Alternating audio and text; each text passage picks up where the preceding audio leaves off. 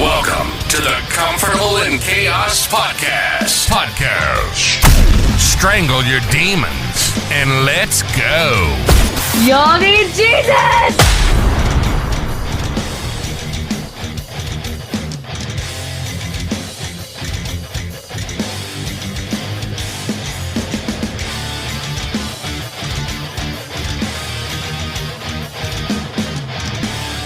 I think I've already lost you. I think you're already gone. I think I'm finally scared now. You think I'm weak. I think you're wrong. Welcome to the Comfortable in Chaos Podcast. I am your host, Eric Hellberg. Yeah, we're all like Einstein. We get it. We're living a month and a day here, man, and we're starting a new week. And let's just start by asking, are you agreeable? Are you more difficult than you need to be? And is it helping your cause? I mean, I was having this conversation with my Uncle Rick this morning. And granted, oftentimes it is much easier to say simple is better and that you want to become more simple. It is easier to say it than to do it, especially in today's world, also dependent upon your peer circle, the group you run in, and what your aspirations are. But I will tell you, if you have made those simple, you can forego a lot of that effort and what then becomes drudgery in order to comply with them and or to uphold this for yourself.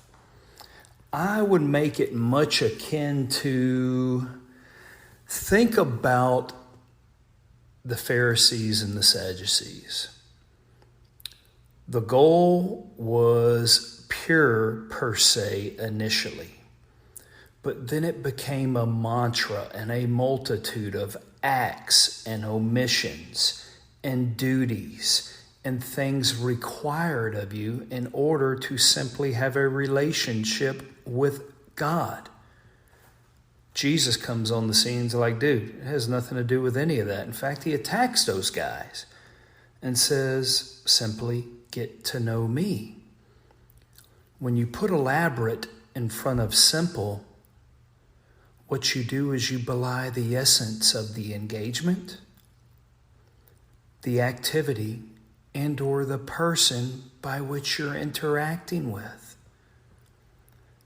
You lose the goodness, the essence of that, by putting layer upon layer of more extravagant and or complicated dealings and or things in order to achieve the same result.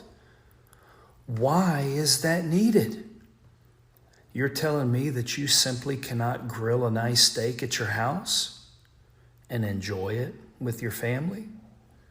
Or do you need to find an expensive steakhouse, which is good every so often, but yet you still have to load everyone up. You still had to have made a reservation. You still have to get dressed up. You still have to go over there and overpay and find out you can make a better steak at home. And damn it, I know that I can. How do I know? That's what people tell me after they eat steaks out. And whatever happened to that mantra, especially for my veteran buds on this show, of KISS, keep it simple, stupid. When you get away from simplicity, what is it that is driving your stupidity and the quest for more, simply to enjoy less? No, sir. I would say if you make the determination to keep it simple, the quality of your life will go up exponentially with regards to the effort at simplicity. and the quality of the relationships around you, i.e., with the ones that you truly desire to be in communion with,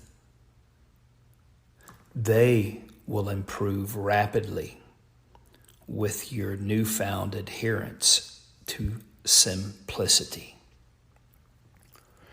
In fact, the only barriers to simpleness are the ones that you create for yourself.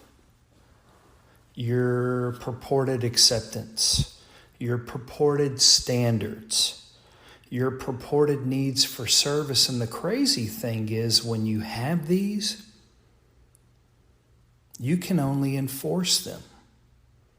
These are demands whereby it will make someone else have to achieve these for you. Thus, your life becomes prohibitively more difficult because you are looking for an adherence to these things, which only further serve to get in your way and those that you espouse to care about. It becomes drudgery. It becomes burdensome.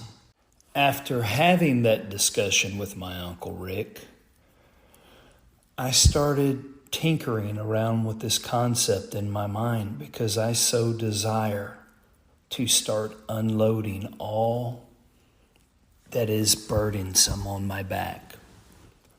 I want a life of simple and direct engagement, no matter who it is with or how it is that I will live from this point forward.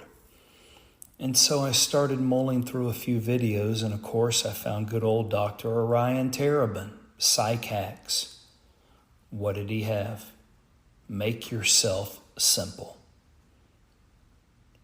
And how did he begin? He said it is very difficult to go through life as an unagreeable and or difficult person or a complicated person, even if it is just reliant upon your own subjectivity. It doesn't feel good to be that guy. It doesn't feel good to be that girl, for the exact examples I spent the last few minutes talking about. It makes it very difficult to be around you. Thus, it makes it very difficult to receive the love you seek and or for it to be received from the ones who want it from you.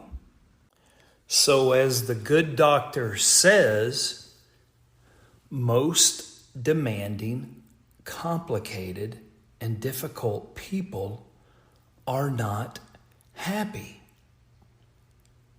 In fact, they operate under the predicate that if only this one would do this one for me, if only they would strive in this way, I could better receive it because it is now perfectly administered for me. And really, that's not life, and that's not reality.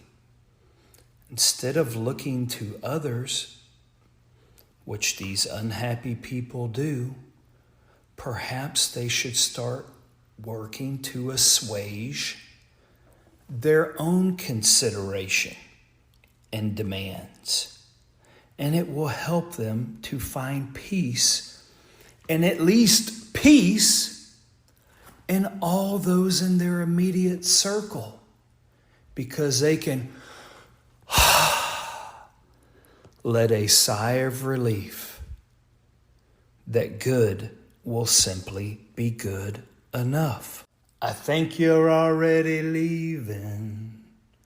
Feels like your hand is on the door. I thought this place was an empire. Now I'm relaxed.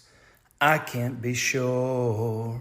So until next time on the Comfortable in Chaos podcast, I bid you bon voyage, my burgeoning flock. Until next time, Like and subscribe to the Comfortable in Chaos podcast.